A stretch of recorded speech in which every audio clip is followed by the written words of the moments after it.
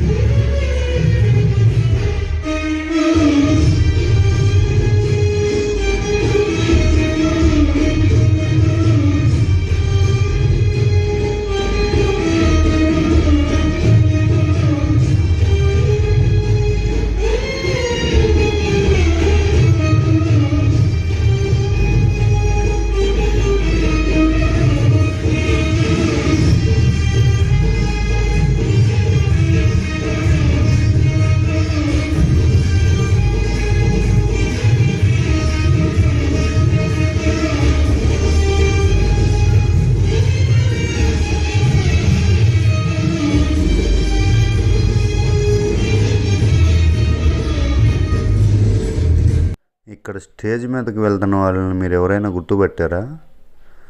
నాకు తెలిసి యూట్యూబ్లోనో ఇంటర్వ్యూలోనో ఎక్కడో చూశాను నేను వీళ్ళని. గోల్డ్ బ్రదర్స్ అంటారు వీళ్ళని. అన్నదమ్ములు ఇద్దరు బంగారంతో ఫుల్గా దగేసి ఉంటారు. దగ్గర ఒక్కొక్కరికి ఒంటి మీద కేజీ బంగారం దాకా ఉంటుంది.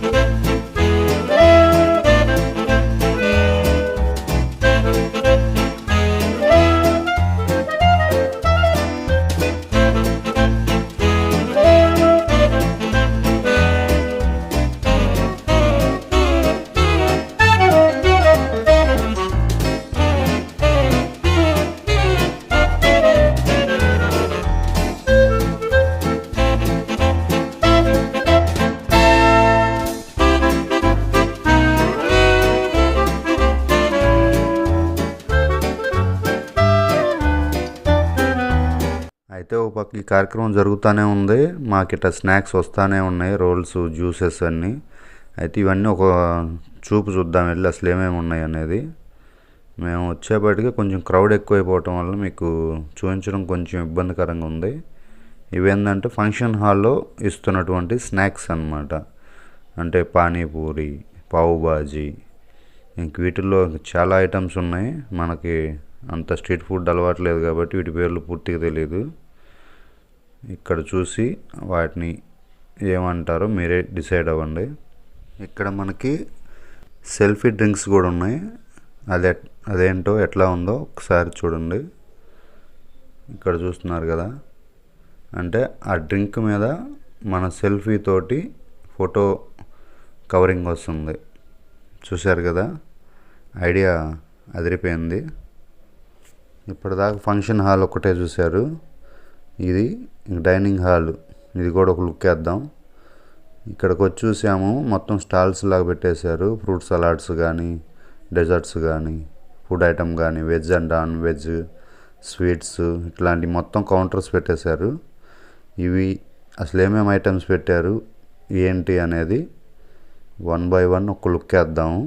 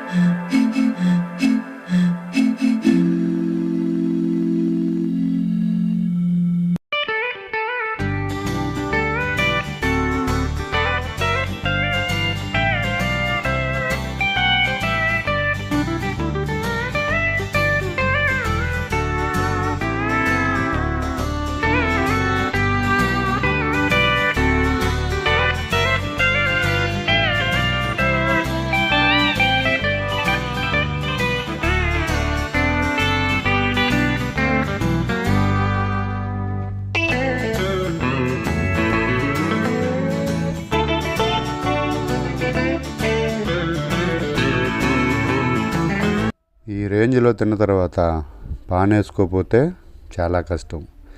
ఇంత తిన్న తర్వాత మా వాళ్ళ ఫీలింగ్స్ ఎలా ఉంటాయో, అంటే ఫిల్టర్ లేని ఒపీనియన్ ఎలా ఉంటుందో ఇప్పుడు ఒకసారి వినండి. తొయ్యండి, ఫుడ్ పెట్టి చంపేస్తుంది కదా.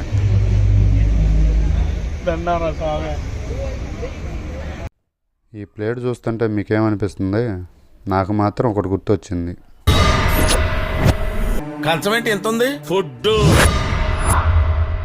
ఇదేంటి ఎంత పెట్టారు? తింటే తరిగిపోద్దిలే, తిను. ఇంత ఫుడ్ ఎవడైనా తింటాడా? ఈయన మా పరిస్థితి కూడా ఇంచుమించు అదే. ఇంక ఫైనల్గా selfie with gold man and send off photo ఇంతటితో ఈ కార్యక్రమం ముగిసింది.